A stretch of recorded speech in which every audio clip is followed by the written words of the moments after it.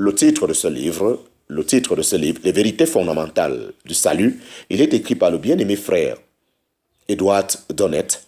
Nous sommes présentement à la partie 13 de ce livre, chapitre 6 sous 4. Chapitre 6 sous 4.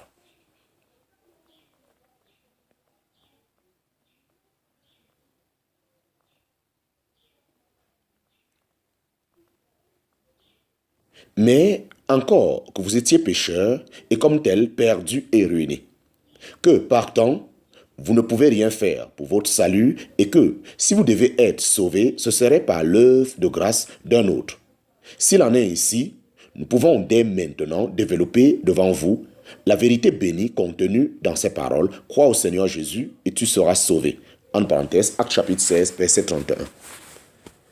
Donc, pour être sauvé, pour avoir la vie éternelle, il vous faut croire au Seigneur Jésus-Christ. Ce n'est pas une question de faire, mais de croire.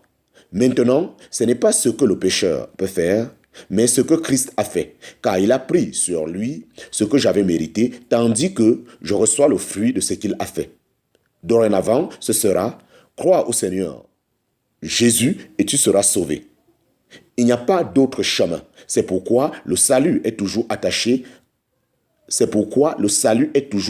à la foi. Prenons quelques exemples. Ta foi t'a sauvé, va-t'en en paix. Luc chapitre 7, verset 50. Lève-toi et t'en vas. Ta foi t'a guéri. En parenthèse, Luc chapitre 17, verset 19. Qui croit au Fils à la vie éternelle. En parenthèse, Jean chapitre 3, verset 36. Celui qui entend ma parole et qui croit celui qui m'a envoyé à la vie éternelle et ne vient pas en jugement, mais il est passé de la mort à la vie. En parenthèse, Jean chapitre 5, verset 24. En vérité, je vous dis, celui qui croit en moi a la vie éternelle. En parenthèse, Jean chapitre 6, verset 47. Tous les prophètes lui rendent témoignage que, par son nom, quiconque croit en lui reçoit la rémission des péchés. En parenthèse, Actes chapitre 10, verset 43. Ayant donc été justifiés sur le principe de la foi, nous avons la paix avec Dieu par notre Seigneur Jésus-Christ, en parenthèse, Romains chapitre 5, verset 1. Eh bien, chers lecteurs, croyez-vous au Seigneur Jésus-Christ? Nous avons montré la position que le pécheur doit occuper premièrement, qu'il doit recevoir le témoignage que Dieu porte à son sujet, coupable, abandonné et perdu. Si vous acceptez la parole de Dieu touchant votre état et votre condition, nous pouvons vous indiquer l'agneau de Dieu qui ôte le péché du monde, car celui qui nous déclare ce que nous sommes à ses yeux, par notre nature et notre conduite, c'est aussi celui qui a pourvu à notre rédemption en Christ. Dieu a tant aimé le monde qu'il a donné son Fils unique afin que quiconque croit en lui ne périsse pas, mais qu'il ait la vie éternelle. En parenthèse, Jean chapitre 3, verset 16. Détournez vos regards de vous-même pour les porter sur Christ. Acceptez le témoignage de Dieu concernant Christ et dans cette contemplation, vous passerez de la mort à la vie. La parole est près de toi, dans ta bouche et dans ton cœur. C'est-à-dire la parole de la foi, laquelle nous prêchons. Savoir que si tu confesses de ta bouche Jésus comme Seigneur et que tu crois dans ton cœur que Dieu l'a ressuscité dans les morts, tu seras sauvé. Car du cœur on croit à justice et de la bouche on fait confession à salut. En parenthèse, Romains chapitre 10, versets 8 à 10. Fin du chapitre 6. Nous entrons présentement dans le chapitre 7. Chapitre 7, les difficultés. Chapitre 7, les difficultés. Dès que l'âme est réveillée, convaincue de péché et dirigée vers Christ, les difficultés apparaissent souvent de tous côtés comme des obstacles insurmontables à la bénédiction, désormais si ardemment désirée. Amplifiées par l'incrédulité inhérente à nos cœurs et renouvelées continuellement par l'activité de Satan, elles paraissent insolubles.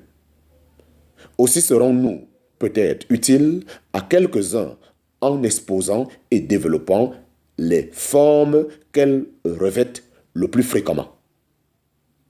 En même temps, nous rappellerons que le seul capable de résoudre efficacement les difficultés est le Seigneur lui-même et qu'elles ne cesseront de presser l'esprit que si on les expose simplement devant le trône de la grâce. Chapitre 7, petit 1. Chapitre 7, petit 1. Mes péchés ont été trop nombreux et trop graves. Mes péchés ont été trop nombreux et trop graves. Combien souvent de telles paroles sont prononcées par le pécheur convaincu quand il entend parler la plénitude de la grâce de Dieu dans le Christ Jésus? Oui, dit-il, Christ est capable de sauver. Christ est capable de sauver et Dieu. Christ est capable de sauver et Dieu. Je n'en doute pas. Christ est capable de sauver et Dieu, je n'en doute pas, désire faire grâce.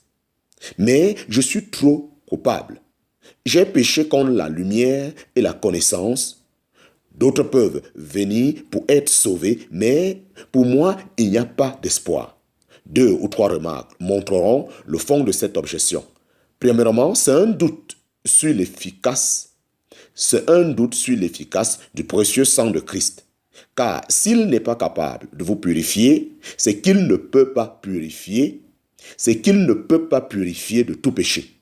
En outre, cela indique qu'on se défie de la sincérité de Dieu quand il invite les pécheurs par la prédication de son évangile qui dit « Quiconque croit en Christ ne périra pas, mais il a la vie éternelle ». En parenthèse, Jean chapitre 3, verset 16. Que celui qui veut prenne gratuitement de l'eau de la vie, en parenthèse, Apocalypse chapitre 22, verset 17.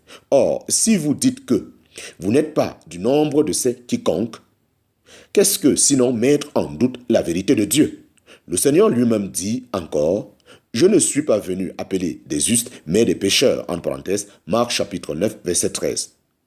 Ce n'est pas quelques pécheurs, mais tous les pécheurs. Ainsi, être un pécheur, c'est être qualifié pour venir à Christ.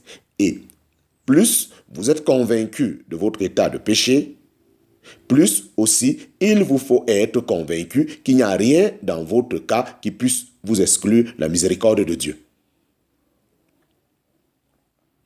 La racine d'une telle objection n'est-elle peut-être pas votre propre justice? Car en réalité, c'est dire que vous n'êtes pas assez digne. Comme quelqu'un l'a dit, lorsque Dieu parle, si je refuse de le croire à cause de ma propre appréciation, je le fais menteur. En parenthèse, voyez 1 Jean chapitre 5, verset 10. Quand Dieu proclame son amour, si je refuse d'y croire parce que je ne me trouve pas assez digne, je démontre seulement l'orgueil enraciné dans mon cœur.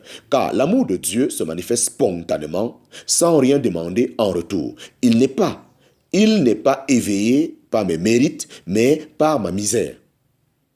Il n'est pas question non plus de ce que je mérite, mais de ce que Christ mérite. Christ a pris la place du pécheur. Christ a pris la place du pécheur sur la croix afin que le pécheur puisse partager sa place dans la gloire. Christ a reçu ce que méritait le pécheur afin que le pécheur puisse recevoir ce que Christ mérite, en sorte que le moi est tout à fait mis de côté. D'ailleurs, ajoutons que le Seigneur a répondu par anticipation à votre objection pendant qu'il était sur la terre, en recevant plusieurs des plus abjects et des plus disgradés. La femme de mauvaise vie, en parenthèse, Luc chapitre 7, verset 37 à 39, et le brigand sur la croix, en parenthèse, Luc chapitre 23, verset 40 à 43, sont des monuments éternels de sa bonne volonté à recevoir les plus coupables. Combattez maintenant de telles pensées par les exemples simples et les déclarations claires de la parole de Dieu et n'acceptez jamais, même pour un moment, aucune suggestion qui tende à voiler la bienveillance du Sauveur pour recevoir ou son pouvoir pour sauver. Tous et quiconque vient se repentit à ses pieds.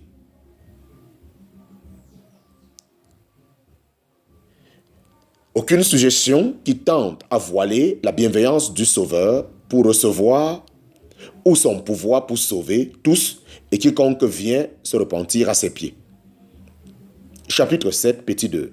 Chapitre 7, petit 2. Cela est bien vrai et c'est un reproche que même les croyants ont à se faire et s'ils se feront et qu'ils se feront jusqu'à la fin de leur vie sur la terre. Cela est bien vrai et c'est un reproche que même les croyants ont à se faire et qu'ils se feront jusqu'à la fin de leur vie sur la terre. Ce sera donc aussi le cas de toute âme angoissée et si ce sentiment est moins profond, c'est la preuve de la dureté produite dans le cœur par le péché. Mais cela démontre en même temps un plus grand et un plus urgent besoin de Christ.